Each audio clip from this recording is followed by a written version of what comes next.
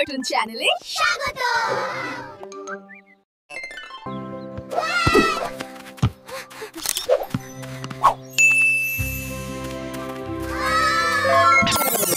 খুব খিদা পেয়েছে বাবা, আগে খেয়ে নি, নয়তো এখনই চুলবুল ডাকতে চলে আসবে।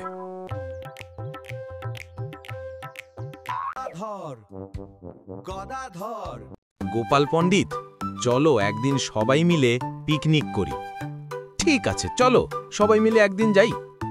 ওই যে গদাধর আসছে। তোমরা এখানে দুজন কি করছো?